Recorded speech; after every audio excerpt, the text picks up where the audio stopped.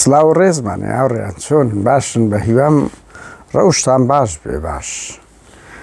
هاوڕێیان دوێنێ خەبەرێکمان بڵاو کردەوە لەسەر سوپای تورکیا کە ینی کە پێرە شەو دەکات هێزێکی زۆر گەورەیان هێنایەوە وەزیری بەرگری تورکیاش شتە میوانداری ماڵی مەسعود بارزانی گفتوگۆیان کردێ لەسەر شەڕی ناو شەڕ لەسەر پەککە. هێزی ڕۆژ لەوێندەرە هێزێکی زۆری پارتی بردرایتە وێندەر ئەگەر هەیە ئەو جارە هێزی پارتی زۆر زیاتر بەشداری بکە. بە ئاشکرا هەموو هێزی پارتی باز دەکەن، یعنی ئێمە خۆ هێزی پارتی خەڵکانێکی هەیە ئێمە مانان دایاناسی ئەمە تەشقەڵە بە پەککە دەکەین بەس پەککە خۆیان دادەن لە ئێمە. بەڕاستی مەسعود بارزانی بەڕاست ئەوەی گوتی بوو دوێنێ نەمیست ینی وا بە کورتی نووسیم گوتبی نابی هیچ پەککە لەو دەڤەرە بێ لە بارزانبی بەڵام یەکێش تورکی بێ. ینی ئەوە کەرامەتی کەسێتی مەسعود بارزانە، کەرامەتی کەسێتی مەسعود بارزانی و ئەگەری هەیە هێزەکەی خۆی بەشداری چالاکانە خیانەتەکەی یعنی بە ئاشکرا بکاتەوە بۆ ئاخیری عمری وازم 46 بۆ ئێستاکەم زۆردا لە حیسابات غەڵەت دەکەم 46 بۆ ئەوە تەقریبەن 76 ساڵ دەکات. هاوار پیاولە و تەمەنەی دەگەڕێتەوە لە هەموو شتێک. هاوڕێیان ئەو دوێنێ ئەمە ڕامانگەاند ئەو ڕۆبەیانی لە زۆربەی میدیای تورکیش بڵاو کراوە، زۆربەی میدیای تورکیش بڵاو کراوە. هاوڕێیان کۆبوونەوەی ڕۆی سەرکردایەتی پارتی زۆر گاڵتە جارە بڕوا بکەن. ئەوە نەک حزب نمایە بوویتە مەدرسەی ئیبتدایی هەیە هەموو سبەینان تەڵەبە خڕ دەبنەوە و مامۆستا ئەندە قسەیانەوە دەکا و یەک لە دوێک ڕێز دەبن. هاوچە شەکتان نێرە پێ دەڵێم زۆر خۆشە. ئەمە هەمومان لە هەولێر بوون وەختی خۆی پارتی تەلەڤیزیۆنی گوڵانی هەبوو دەگەیشتە هەولێری کۆبوونەوەیان دەکرد. ئەو کات سەرکردایەتیان 21 کەس بوو، 3 ڕۆژی دەبرد. 3 ڕۆژی دەبرد کۆبوونەوەی سەرکردایەتی پارتی وایە نەمەسعود بارزانی 3 ڕۆژی دەخایان دراسە دەکرا گفتوگۆ دەکرا و هەموو 3 مانگ جارێک دەکرا. ئێستا بوویتە قەشمەریان 6 مانگنەوە بەرجارێک کۆبوونەوەچیان کردیە و ئەو کاتیش گوتیان بەرەو کۆنگرە و دەڕۆین. هەر بۆ زانیاریتان بەڕاست هاوڕێیان ئێستا ئەو مەسعود بارزانی و سەرۆکی حیزبیش ئەکسپایر بووە. مەسعود بارزانی مەکتەب سیاسی سەرکردایەتی چکۆوانە 2002 کۆنگرەیان کردیە 4 ساڵ دواتر دەبووە کۆنگرەی بکەن نەیان کردیە 1 ساڵ بۆیان هەیە ئەوە بن درێژ بکەنەوە 5 ساڵ واتە 7 ساڵە مەسعود بارزانی ئەکسپایر بووە، سەرکردایەتی پارتی ئەکسپایر بووە، مەکتەب سیاسیان ئەکسپایر بووە 7 ساڵە. ئەو خاڵەشی زۆر گرنگە ینی حیزبێکی ئەکسپایرن ئێستاکە مزەیەفن. خاڵەشی دووە ماوڕیان وەختی خۆی 21 کەس بوون لە قیادا 3 ڕۆژ کۆبوونەوەیان دەیخان ئیتر هەرچیان گوتبی بەڵام یانیان دێ پرۆسەکەی حیزبایەتیەکەی دیسپلینەکەی جوانتر بوو. گفتوگۆ دەکرا ڕەئی جیا هەبوو تا حەدێک لە ناویان ها بۆ زانیاریتە پۆلێک لەوانە جەوهەرنامێق عەلی عەبدوڵڵا سامی یعنی مەلا محەممەد ئەوانە قسەیان دەکرد ینی ئەوە نەبوون ئەوە بکەن ئەوە نەبوون 21 کەس بوونە 3 ڕۆژی دەخان. کاتی ئەو نوکتەکە لێرەدایە بۆیە هاتم ئەوە بڵێم وەرە ئەتو 6 کەسی قیادەی هەیە 6 کەس کۆبنەوە 2 سعاتی خایاندیە 6 کەس کورە ئەی هاوار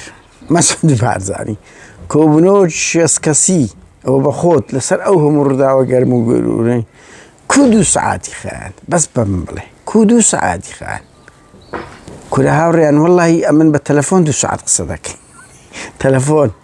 شتی نۆرمال هەندە برادرت خۆش دەوێ گاڵتە و گاڵ دەکەی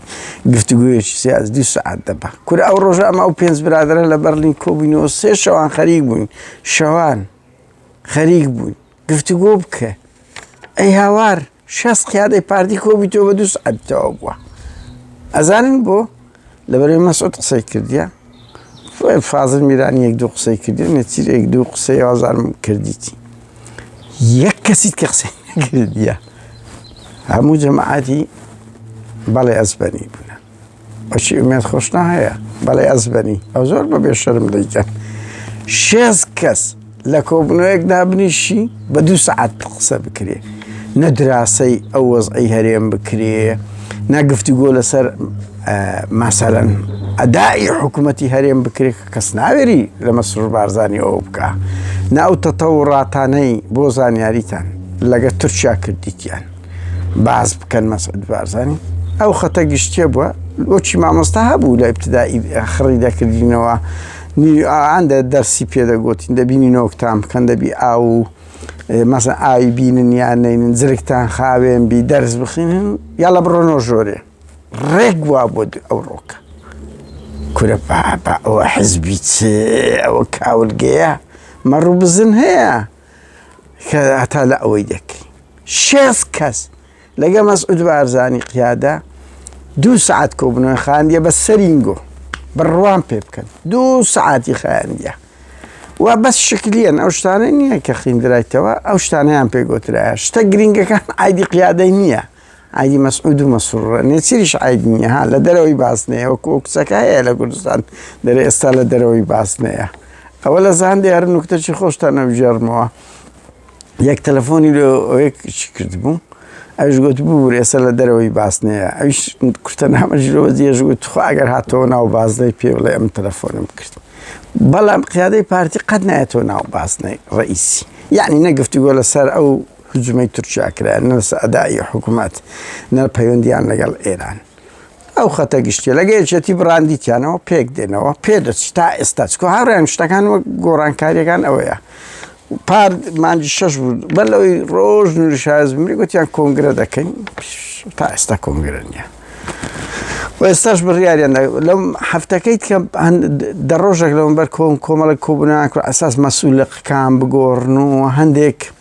مەسئول ڕێکخراوە جەماوەری ڕێکخراوەکانیان بگۆڕن بەرپرسی ئەوەکانی کو ڕێکخراوی جەماوەری و لەناو ئاسایی شەندێک شت بگۆڕن بەڵام هەمیان دیارە ئەلغا کردەوە لە بۆ کۆنگرە گرنگ کۆبوونەوەی ئەو ڕۆژۆ قەشبەری خانە بووە مەسعود بارزانی هاتیە ختابەچیدایە وەکو سیمینار هەر خۆڵەکەش پێچی هۆڵی سیمینارەوە نەک ئەوەیە کاکە مەسعود چاوەکەم کورە حیزب وە قەشبەری خانە نییە بە قورئان شفتی فرۆشتن خۆشترە لەو حیزباتی جف هاتیە 2 سعات نەیکردیە ئەو زە خۆشەکە هەر 62 دەکە بە مەسعود و نێچیر و ئەوانەشەوە ئەکسپایر ئێستاکە پارتی حزبەکە 7 ساڵە ئەکسپایر بووە ئەلێ بڕوا بکەن بە پێی پێڕۆ و پرۆگرامی خۆیان ئەوە بووە و لەگەیەکێتی ڕێککەتینەوە پێدەچێت ئیتر نازانێت چۆن دەبێت چۆن هەمی گرنگکار ویستم پێتان بڵێم کۆبنەوەی ئەوڕۆ 2 سعاتی خایاندیە و ئەو حزبە ئەکسپایر بووە و خیانەتێکی گەورە لە نیچەوانی مەسعود بارزانی ئەو پیاوی تەمەنی 76 ساڵە ئەو ڕووداوانەی هەیە کە ئەو جارەی زۆر خیانەتەکەی بەردەوام یارمەتی لۆجستی مخابەراتی دەکەن بەس ئەو جارەی هێزی ڕۆژ و هێزێکی زۆری خۆی خڕ کردیتەوە و ئاخیری خێروی لەدەست مەسعود بارزانیە کە تەمەنی 76 ساڵە و خیانەت ئاو دەدا ئاو دەدا لەوەتی هەیە بەبێ سوپای داگیرکرد ناتوانیت دنیایەک ڕێز و خۆشەویستی بۆ ئێوە هەرویستم ئەو هەواڵەتان پێ بڵێم کاتێکی خۆش